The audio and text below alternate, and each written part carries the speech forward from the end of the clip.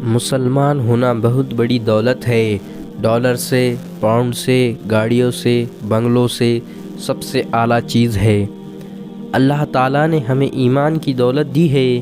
ادنا سے ادنا مسلمان کے لیے حضور کا آنسو نکلا ہوا ہے، لہٰذا کسی کو بھی گھٹیا نہیں سمجھنا چاہیے۔ مسلمان کو ذلیل کرنا بیت اللہ کو گرانے سے بڑا گناہ ہے۔ بیت اللہ کو کسی نے توڑ دیا، یہ چھوٹا گناہ ہے۔ بنسبت اس بات کی کسی مسلمان کو بے عزت کر دیا، یہ بڑا گناہ ہے۔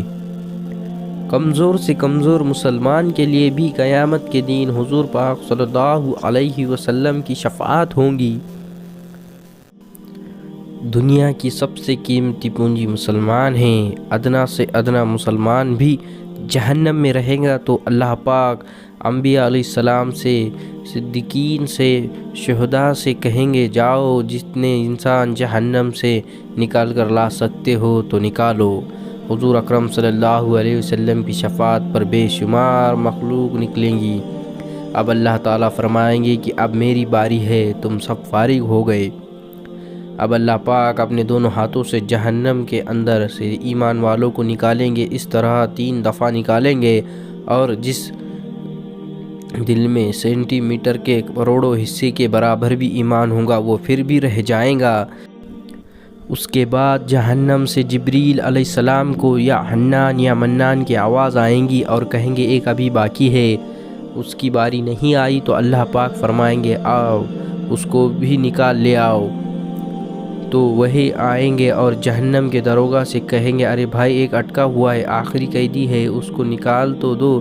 وہ جہنم کے اندر جا کر واپس آئیں گا اور کہیں گا کہ دوزخ نے اب کروٹ بدل دی ہے اور ہر چیز پلٹ دی ہے، پتہ نہیں وہ کہاں ہے۔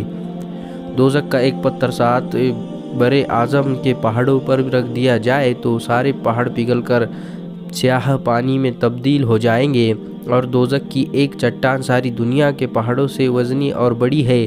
دوزخ میں اگر سوئی کے برابر سوراخ ہو جائے تو اس کی آگ سے سارے جہاں کو جلا کر راکھ کر دیں گی۔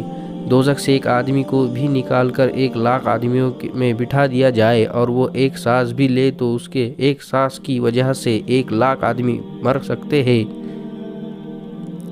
یہ قید خانہ ہے، کوئی معمولی چیز نہیں ہے کہ 2-4 تھپڑ لگیں گے اور پھر اٹھا کر جنت میں لے جائیں گے۔